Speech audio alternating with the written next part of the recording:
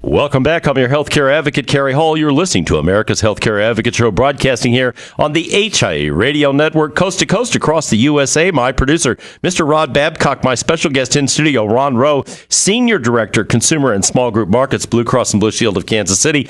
If you want information, contact your local broker or 816-395-2939. That's 816-395-2939 or online. You just want to go look. Maybe you're curious. You don't want to talk to a broker or a salesperson. Go look. Go online.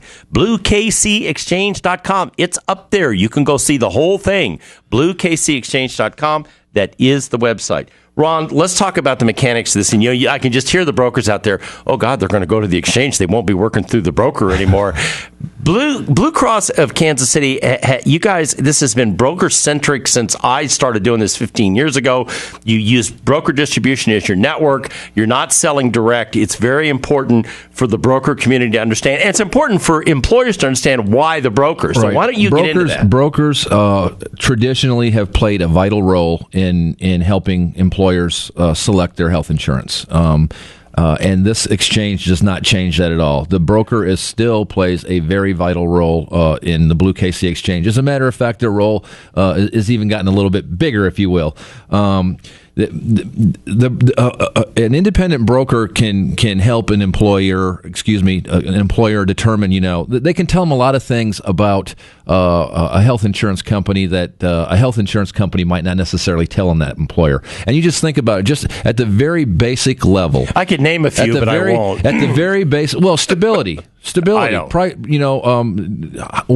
Is this a type of company that's going to give you a low rate today and then give you a big rate increase next year down the road? Or how much of the market do they control in this? In market share, service level. Are they going to pay the claims on time? So brokers have experience with all the carriers, so they've played a vital role. They can give that employer an independent assessment. Okay, the BlueKC Exchange does not change that. You cannot purchase this product for your employees without going through a broker. Okay. Let's make that clear, first of all. And what you're alluding to, I think, Kerry, is there's a lot of brokers that think with the healthcare reform bill that's coming out in 2014 that the federal government wanted to cut out the role of the broker. Well, that's true. In the BlueKC Exchange, that is not the case. Okay, so this is the way it starts. The broker comes out and meets with the employer and explains to the employer defined contribution, the things that we just talked about, and helps them determine, how much are you actually contributing today per employee if they don't know. The company may or may not know what it is per employee because of the way rating is done. They might not know that. So they'll help them determine what it is they're paying today and how much is it that they can afford to pay going forward to help them determine or set that defined contribution amount, if you will. And go through the underwriting process, because all these plans are still underwritten the way they're underwritten today. But once the employer says, I like this idea, I like the concept of controlling my cost, of giving all my employees a certain amount, letting them choose and passing the choice on to them. Now, if I'm an employer and I've got 50 employees, that broker's got to help my 50 employees. That's it right there. Yeah, as an employer, I'm not going to turn them loose. These folks have never been involved in this before. As an employer, I've narrowed it down from 10 different carriers to 3 different plans, and I've taken a lot of the shopping out of the equation for the employees, if you will. And now I'm going to say, here's $300. You're on your own. Well, no, you're not on your own. That's where the broker comes in to help those 50 employees look at the 10 different plans. Okay, we talked about there's 10 different plans. So the broker will help the employer go through how much it is that they can afford to contribute and want to contribute, and what will the employees get for that, and walk through that scenario and compare that with their current plan, or if they don't have coverage, what that would be. But now they're going to help the employees go through the selection process of which one of the 10 plans is best for their individual situation. We talked about some obvious things, that if you're young and healthy, you probably want a higher deductible, and if you've got sick kids, then you're probably going to want a lower deductible, more first dollar coverage.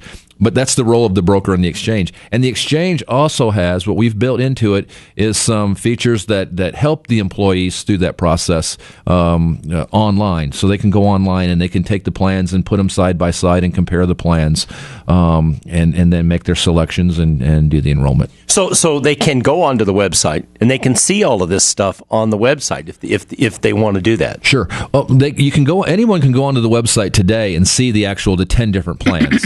You won't know what your particular situation is in terms of how much your employer is going to contribute and how much would be coming out of your own check as an employee until you go through the underwriting process and the rates have been determined for that group. Because like I said, these still get underwritten and each group will have their own rates.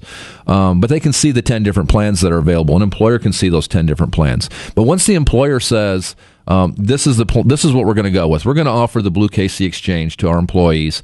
Then the broker at that point controls the enrollment process with the employer to the employee. So if the employer doesn't want to actually let all of those employees go out and do this on their own, the employer can control that. There's a way for the employer to go on and log in and do the enrollment for their employees, or they can actually let the employees go on and do it themselves. So there's a role for the broker online, there's a role for the employer online, there's a role for the employee. The broker and the employer are in total control of this process, even though they're letting the employees have the say in what type of plan they want to buy. And here's where the role of the broker becomes, as you said earlier, probably going to be more for the broker to do, Ron, because the broker is going to sit down with a group of employees and say, okay, you're 35, you've got 3 children. We need to look at a Blue Premium plan for you. You're going to need urgent care. You're going to need unlimited doctor visits. You're going to need these things that are available, 3 tiers of prescription drug coverage, et cetera. Oh, here's the 21-year-old. We all know you're not going to the doctor if you don't have to, unless you slide into third base and sprain your ankle or break your ankle. So we're going to talk about affordably for you. Here's 5 doctor visits. Ask the guy, when was the last time you went to the doctor 5 times? He hadn't been to the doctor 5 times in his life. Sure. So for him, but the broker has to explain that, Ron. They have to understand what it is they're getting. And then you get to the HSA, which we talked about before. What's the mechanics of the HSA? How does it work? Do I get to keep the money? Does the employer get the money? This is all part of what a broker does. And there are HSA plans available. Of the 10 plans, there's HSA. Yes. What you're describing, Kerry, you alluded to it earlier. You said, you go out and do these open enrollment meetings and all the employees are sitting there with bated breath waiting to hear the bad news you're getting ready to tell them as a broker. Well, the dynamics of those meetings are going to change dramatically under the exchange. Because if you're a broker coming out now to explain what your health benefits are going to be next year, and you're offering, and the employer's offering the exchange, it's exactly what you're going to do as a broker. You're going to talk a high level of the different plans and the types of things that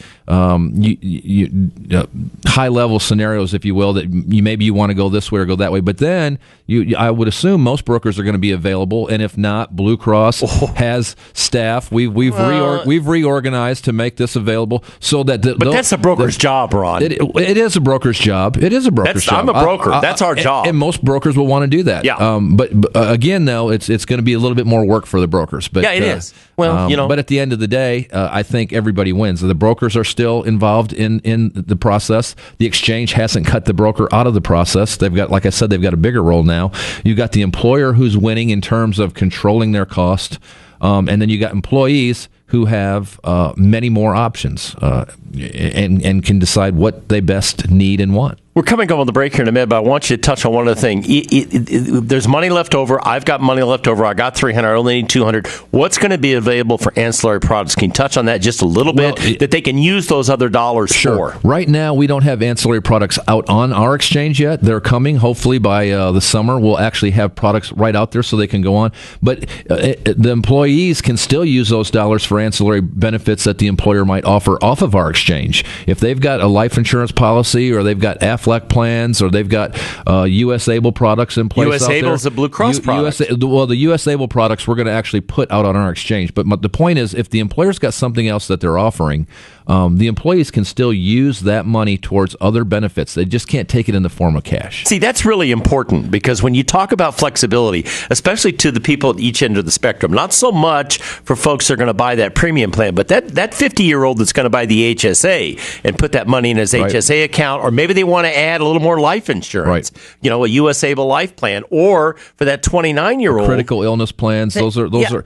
So again, we're going to have those available out on the exchange so that when the employee's going through the shopping experience of selecting their health care and they've got $50 left over, they've got an easy way to decide what they might want to do with it right there online. But you have some employers then that if those ancillary products aren't offered, then the employer gets to keep that extra $50 then. Yeah, well, we'll see how that works out. We're going to come back after the break. We saved the best for last. You don't want to miss this last segment because we're going to surprise you. This sounds really good. It's going to get a lot better in the last segment. There's something coming up here. It's going to make a huge difference to employers. We'll be back after the break. You're listening to America's Healthcare Advocate, broadcasting on the HIA Radio Network, coast to coast across the USA. I almost said muscle cars on the radio. I thought you were going to say muscle cars on the radio.